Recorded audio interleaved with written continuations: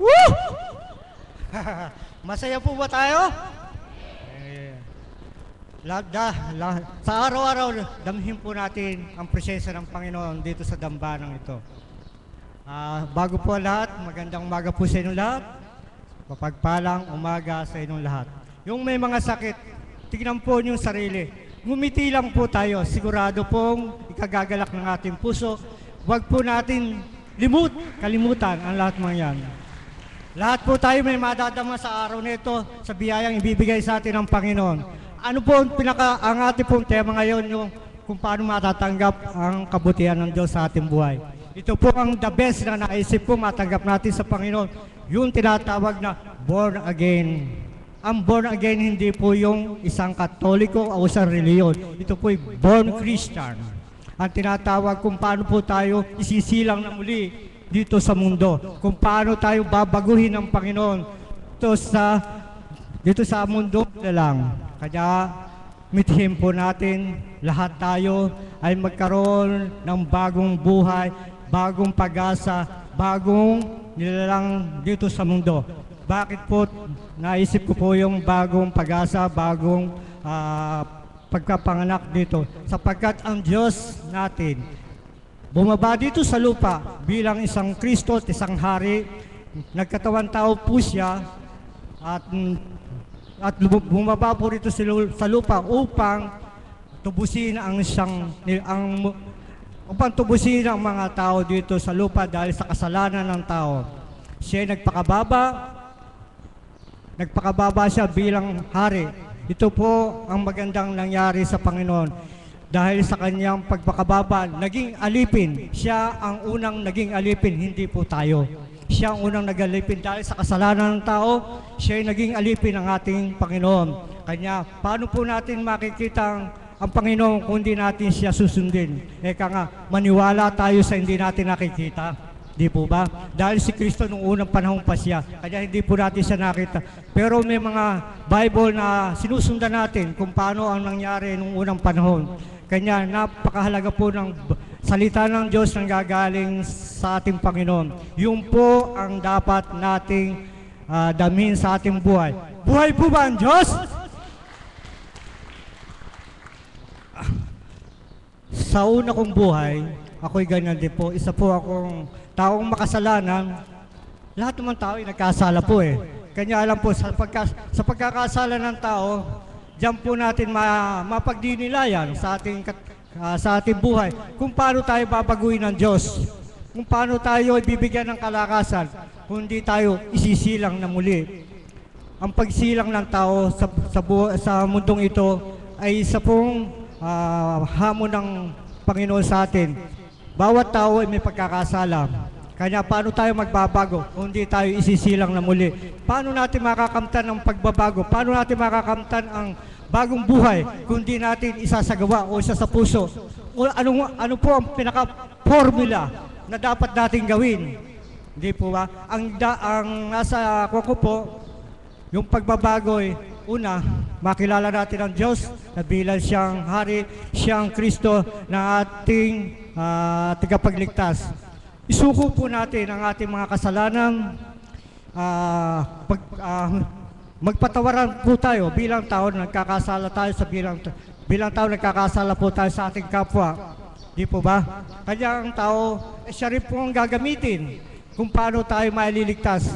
Bilang tao, gagamitin po natin ang kapwa natin para tayo mailigtas.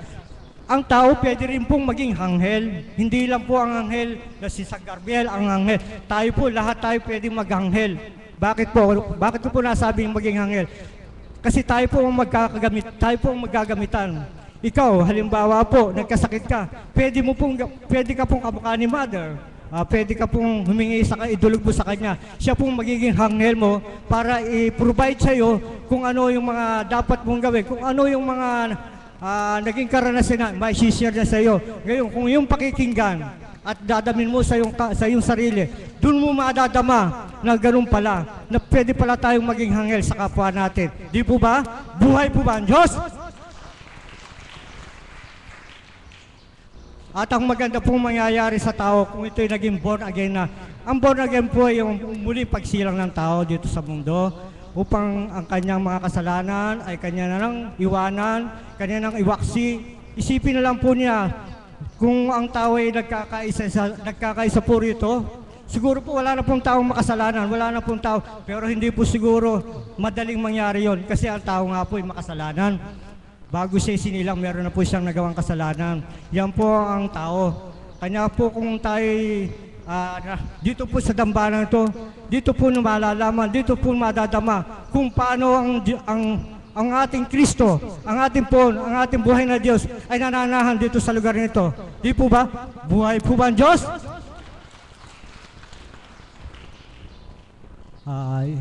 Ang mga kasalanan po ng tao, mapagbabago po yan. Hinggil sa kanyang kaalaman, hinggil po sa kanyang pandama. Alam po ba nyo, ang ating utak ay nagbabara din po yan. Hindi pagbabara tungkol sa sakit, kundi po nagbabara tungkol doon sa mga yung mga kasalanan natin, yung masamang isip natin. Dumadaan po sa ating utak, dumadaan po sa ating isip. Ang puso natin, tumitimo po yung mga tinik niya yan sa ating puso. Paano natin alisin yan? Isa-isa pong bubunutin ng Diyos yan. Isa-isa pong alisin ang mga bara sa ating utak. Pag yan ay malinis na pong lahat yan, pwede na pong pagbuksan ang magiging susi ng ating Panginoon, ang ating templo, ang puso natin ang siyang magiging templo upang mabuksan ng Diyos ang susing nakabarayan. Siya po ang magbibigay sa atin ng kalakasan. Buhay po ba ang Diyos? Ang isa pong magandang mangyayari sa atin kung tayo nasa bagong bagong buhay, tayo po ay magkakaroon ng pag-iimbak. Ano po ba yung pag-iimbak na tinatawag? Yung biyayang pag-iimbak, hindi po yung biyayang pag-iimbak, kundi po yung pag-iimbak sa ating Panginoon na kung anong gusto ng Panginoon, siyang gawin natin. Siya po ang ating huwaran, siya po ang ating sundin. Kanya nagpakasakit po ang ating Panginoon dahil nga sa tao. Paano natin siya masusundan kung hindi natin dadamhin ang kanyang kahirapan? Paano natin siya makikilala kung hindi natin siya nakikita? Siya nagpakita hulin sa kanyang nagpakita po ang ating Panginoon doon sa kanyang paghihirap doon sa krus ng Kalbaryo. Nung siya nahihirapan doon sa krus ng Kalbaryo at siya namatay, nakilala ng tao sa pamagitan ni Tomas. Si Tomas, hindi po siya nakikilala ng Tomas. Bakit siya nabuhay? Hindi siya nakita. Kundi sa pamagitan po ng mga butas ng pako sa kanyang kamay, butas ng kanyang tagyang. Doon po nakita ni Tomas ang pagkakakilala ng kay Kristo. Nang kanyang salatin, ang kanyang ipasok ang kanyang daliri sa mga tagyang na butas, sa palad ng butas, doon lang nakilala ni Tomas na siya na pala ang ating Panginoong Kristo. Doon po nakita ng tao. Pero mas lalo pong mapapalad yung mga tao hindi nakikita ang Diyos sa kanyang harapan o sa kanyang pananaw. Ang isipin lang po natin, damhin po natin sa ating puso ang Kristo'y naghirap dahil sa atin. Sinagip po tayo sa ating pagkakasala. Yung pag-iimbak pag-iimbak po ng tao tungkol sa kanyang kasalanan ay marami pong bagay na paggagalingan po kung paano tayo makapag-iimbak ng ating para po tayo maligtas, kagaya po ng pagbibigay. Ang pagbibigay po ay maraming bagay na pagbibigay ng tulong, pagbibigay ng financial sa kapwa natin. Makikilala po natin ang tao sa pandama kung siya nangangailangan. Hindi naman siya kumisan hihingi sa iyo ng tulong, hindi naman sa iyo hihingi ng anumang bagay, kundi sa pandama ng puso. Dahil ang Panginoon ay madadama mo sa kanya sa puso, sa damdamin, kung ang tao ay nangangailangan siya ng tulong. Halimbawa, ito pong pasyente na ito, si nanay. Siya po ay pasyente rito. Hindi po siya nakakaintindi, hindi po siya alang-alang sa pandaman ng tao, alang-alang sa pandaman ng mga alagad dito, sa mga cabs, naalaman ng ninanay ang tulong na hinihingi niya. Kanya po yung mga taong nakakakita sa mga ganyan, sila po may pandamang para tumulong.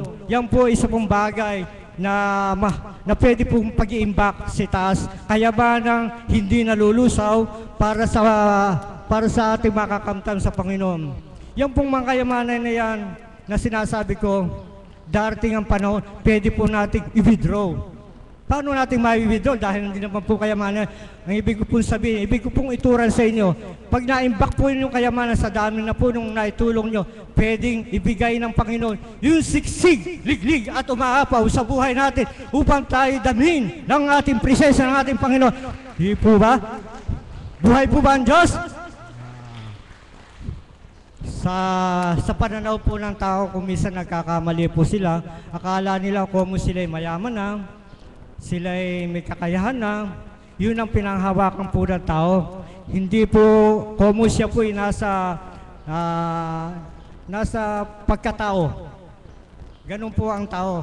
Ang tao mapanghawak doon sa kanyang kakayahan. Kung minsan, doktor ka man, o mayaman ka man, iniisip mo, maililigtas mo sarili mo dahil mayaman ka, doktor ka eh. Pero hindi po mangyayari yun. Kasi yun nga po ang sabi ng Panginoon, hindi lahat ng tumatawag sa akin ay maililigtas. Di po ba? Kanya kung tayo mananalig sa Kanya, mananampalataya, ang Diyos na buhay ang gagalaw sa ating buhay. Ang pananampalataya po, isa pong magandang pananaw ko sa aking sarili. Kung ang pananampalataya po ay ibig sabihin po sa akin, ang pananampalataya,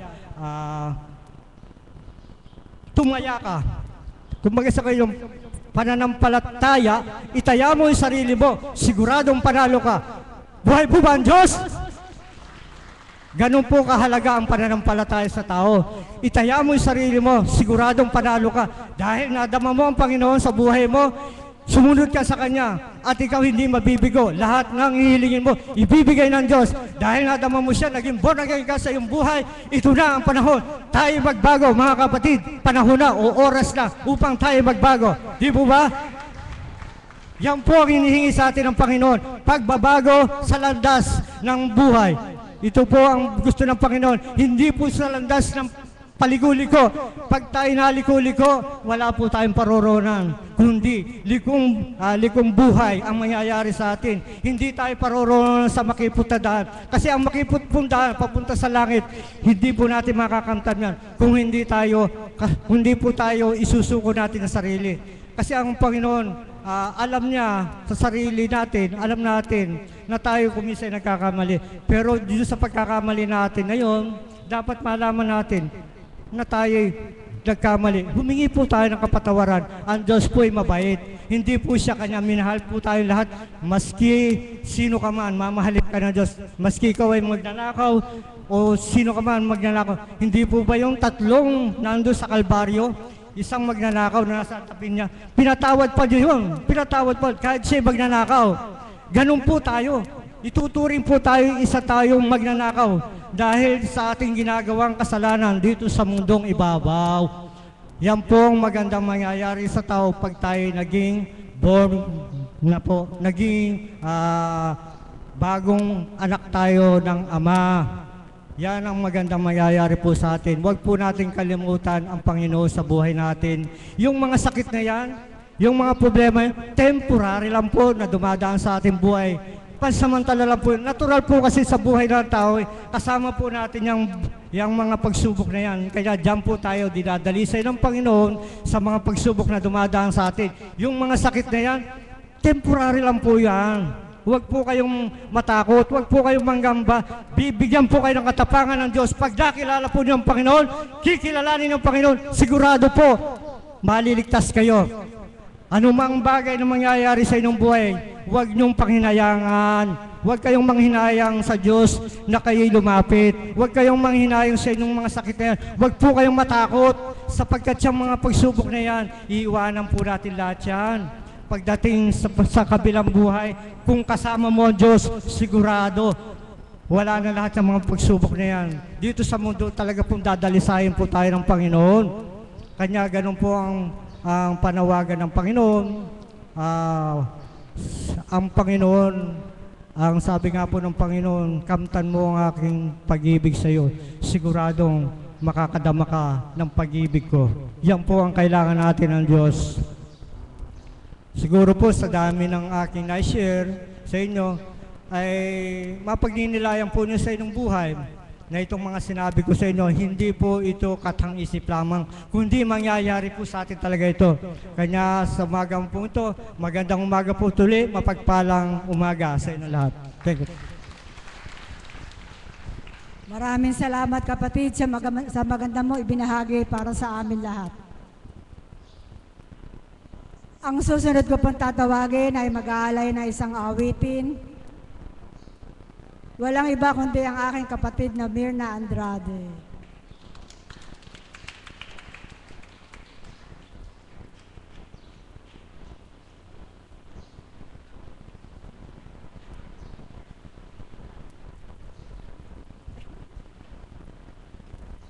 Walang hanggang papuri sa iyo, dakilang Ama, na sa bawat araw, niloloob mong kami ay makapag-alay sa iyo sa iba't ibang kaparaanan. Kaya po, Ama, sa tuwin ay aming kahilingan, sa bawat naming ginagampanan, kaukulan sa iyong kabanalan,